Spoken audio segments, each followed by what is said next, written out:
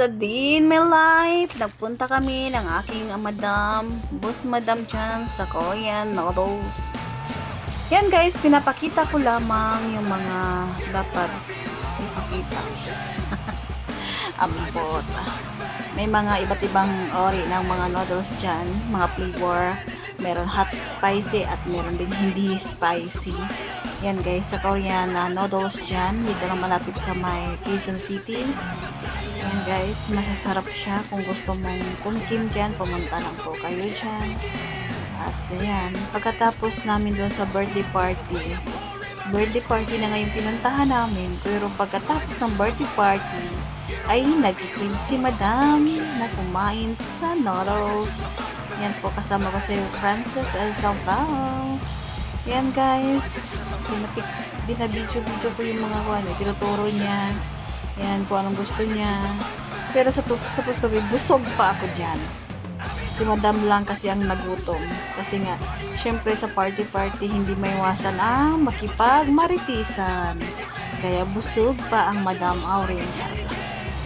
Yan guys, sabi ng aking Princess Isabel dyan, I want this honey, I want this. Sabi ko, hindi pwede. So guys, marami silang binibinta ng mga ano dyan, like that, o hindi ko alam kung ano, basta kayo na mag-intindi. Kapag may puntahan kasi ang aking amo, sinasama nila ako niyan, like kung saan mga gathering, mag-dinner, kakain sa labas, pupunta sa kamag-anak, sinasama nila ako niyan kahit ayaw kong sumama. Kasi sa totoo lang, mas gusto ko pa sa bahay na lang tumambay, magstay, kaysa magsama-sama sa kanila.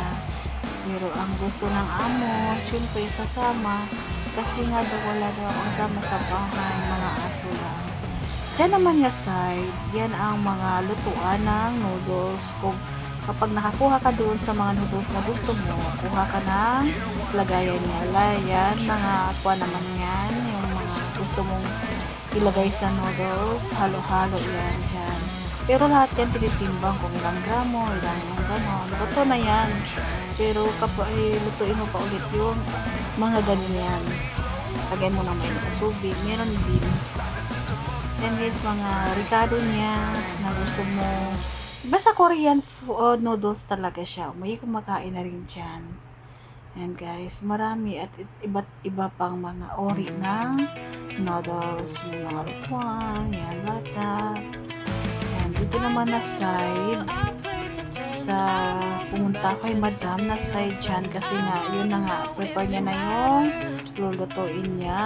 Yan ang kinuha ni madam. Yan. Noodles. Tinalo niya rin yung ibang ingredients yan.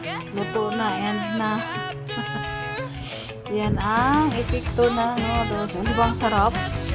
100 plus lang. I think mga 150 yan. So, kung mag-crib ka ng ganyan, mas okay na. Mas better. Diba? May mga soft drinks na rin dyan sila. Yan, mga soft drinks. Ganda ng place nila dyan. Siya lang kumain. Hindi kami kasi kami busog na busog. Okay, tayo naman sa